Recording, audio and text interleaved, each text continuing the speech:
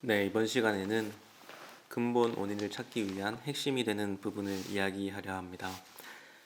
강박 증상이 너무 강할 경우에는 우리가 이해한 이런 뇌과학적 지식을 통해서 증상을 완전히 수용하더라도 그 행동을 멈추는 것이 쉽지 않습니다. 하지만 이 강박 사고를 취소하기 위해서 하는 이 강박 행동을 멈추는 것은 반드시 필요하고, 이것을 멈추지 않으면 악순환의 고리가 계속 맞물려 돌아가게 돼요. 게다가 이 행동을 반복하면 할수록 내 무의식, 내 몸은 계속 그것이 진실이다라는 것을 각인하게 됩니다. 점점 더 악화되는 거죠. 그래서 이 강박 증상과 근본 원인 모두를 각각 해결해야 한다라고 했습니다.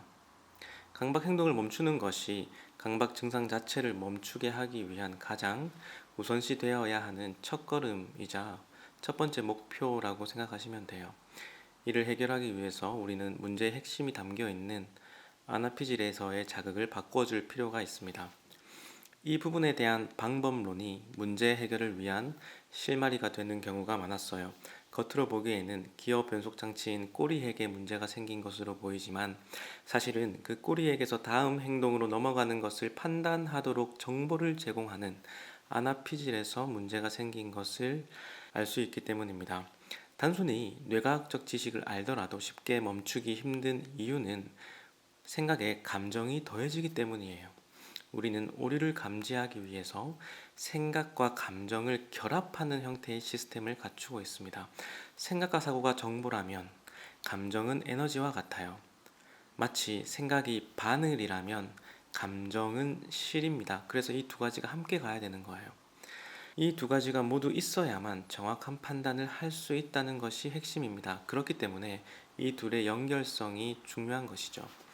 이것이 아나피질에서 일어나는 일입니다. 그래서 만약 글을 읽고 어떤 큰 감정적인 동요가 일어났다면, 그 감정적인 힘과 글이라는 정보가 서로 합해져서 증상이 완화되는 경험을 하실 수 있는 거예요.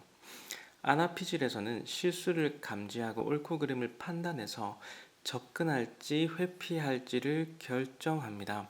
여기서 제대로 된 판단 기준을 제공하지 못하는 것이 문제의 시작일 수 있어요. 그렇기 때문에 핵심은 아나피질이 어떻게 그러한 기준을 만들어내는지를 밝히고 문제가 되는 부분을 해소하는 것에 있습니다. 그곳이 바로 문제의 진원지일 수 있기 때문이에요. 조금 더 구체적으로 이야기를 해보겠습니다. 강박증은 생각과 감정 중에서도 특정 감정을 억압한 상태예요. 그래서 다음 행동으로 옮기게 하는 뇌의 기능이 고장난 것과 같습니다.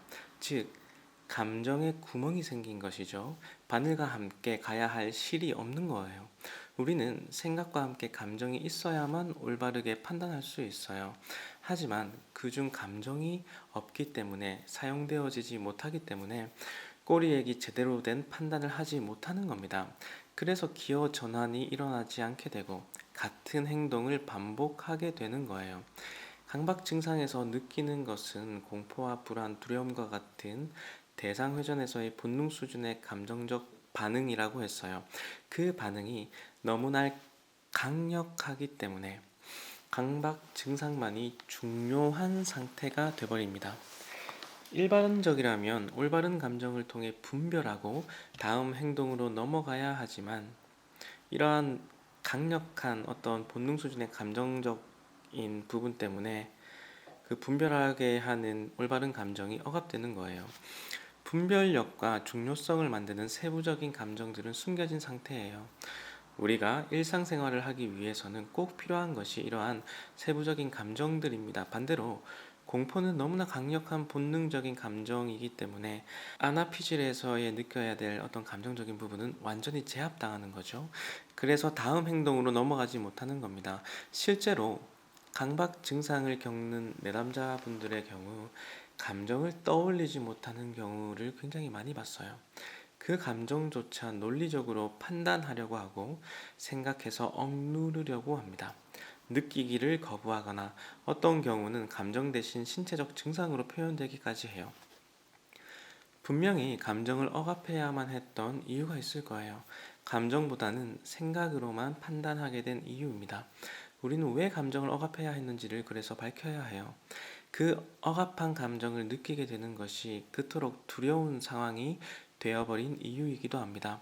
올바르게 분별하여 다음 행동으로 넘어가게 해야 할 에너지인 감정을 없애야 했던 이유이죠. 우리는 보통 논리적 사고와 감정적 반응을 구분하곤 해요. 하지만 뇌해부학적으로 보면 이 둘 사이에 구분하는 큰 차이는 없다고 합니다. 물론 각각을 처리하는 뇌의 영역이 존재하기는 하지만 오히려 이 두 가지는 복잡하게 뒤섞여서 고도로 통합된 전기 신호들을 쏟아낸다고 해요. 즉, 두뇌의 어느 특정한 부분으로 생각이나 감정을 구분해서 사용하는 것이 아니라 오히려 넓게 퍼진 신경망에서 생각과 감정은 함께 통합적으로 역할을 수행합니다. 여기서 감정의 역할은 여과 작업이자 꼬리표를 붙여서 걸러내는 역할을 하게 돼요. 예를 들어서 집중해야 하는 것과 안전하게 무시해야 하는 것들을 구분하는 것과 같이 우선순위를 매기는 역할을 하는 것이 바로 감정입니다. 즉, 중요도를 판별하게 하는 것이죠. 감정은 중요도를 파악하게 해서 우리가 주의를 기울일 것을 판단하는 역할을 합니다. 생존에 필요한 여과 기능이기도 하고 의사결정을 도와주는 역할이기도 하죠. 우리는 절대로 이성적으로만 무언가를 판단하지 않아요. 그것이 옳지도 않습니다. 이 세상은 논리만으로 움직이는 것이 아니에요. 일반적으로 신경증은 감정이 남아있는 상태에서 그 감정이 생긴 이유인 생각이 억압되어 사라진 상태입니다. 그래서 그 감정을 가지고 올바른 생각을 찾게 하는 방식으로 증상의 해소를 만들어낼 수 있어요. 하지만 강박은 반대입니다. 생각만 남은 상태에서 그 생각과 함께 있어야 할 감정을 억압한 상태예요. 그 부분에 대한 해결을 하는 것이 문제의 실마리이자 시작점입니다. 그렇기 때문에 우선 억압한 세부적인 감정을 되살리는 것이 치유를 위한 핵심이 되는 거예요. 강박은 마치 새어나가고 있는 물줄기이자 구멍난 풍선과 같아서 손을 쓸 수 없는 상태라고 했습니다. 생각이라는 바늘과 함께 감정이라는 실이 있어야만 이 구멍을 막을 수 있어요. 새어나가는 구멍을 막을 수 있어야 정상적인 치유 작업을 시작할 수 있습니다.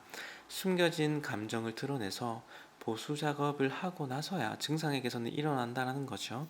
이것이 앞에서 이야기한 강박 증상 자체에 대한 치료가 우선 진행되어야 한다는 것의 의미이기도 합니다. 이를 조금 더 구체적으로 살펴볼게요. 우리의 생각, 감정, 행동은 서로 연결되어 있어요. 다만 사람에 따라서 선호하는 부위가 다른 거예요. 어떤 사람은 생각을, 어떤 사람은 감정을, 어떤 사람은 행동을 중심으로 사용하는 겁니다. 사람에 따라 본능적인 선호도가 다를 것이고, 하지만 그렇다고 해서 다른 것들을 사용하지 않는 것은 절대 아닙니다. 생각을 우선적으로 사용하는 사람이 있다면 생각을 중심으로 행동과 감정을 사용하겠죠. 감정이 우선인 사람은 감정을 먼저 느끼고 생각과 행동을 활용할 겁니다. 행동을 먼저 사용하게 되면 그 이후에 감정과 생각을 부여할 거예요. 특히 무의식적인 반응을 할 때 주로 사람마다 사용하는 중심축이 다른 겁니다. 이는 삶의 경험과 기질에 따라서 패턴을 만들어내는 것으로 보이기도 해요.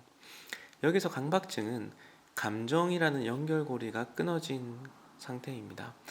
이들은 생각을 주로 사용하는 사람들이 많아요. 생각을 통해 두려움을 먼저 느끼고 그 다음 감정과 행동을 사용하는 패턴을 만들죠. 하지만 여기서 감정적 연결이 끊어져 있다는 것이 핵심입니다. 생각과 감정을 연결하여서 판단하고 행동하는 것이 힘든 상황인 거죠. 마치 톱니가 빠진 모양이에요. 그래서 그것으로 에너지가 새어나가는 겁니다. 이것이 강박 증상에 대한 문제의 원인을 만드는 아주 중요한 핵심이에요. 그래서 감정을 다시 되살리는 작업을 통해서 강박 행동을 멈추어서 증상 자체에 대한 치유를 도와줘야 합니다. 그리고 실제 근본 원인을 찾기 위한 통로를 만들어낼 수 있을 거예요. 이미 열려버린 약한 뚜껑을 먼저 닫는 것과 같습니다. 그리고 이 뚜껑을 닫고 나면 증상의 근본 원인을 찾고 해소하는 것이 더욱 쉬워져요.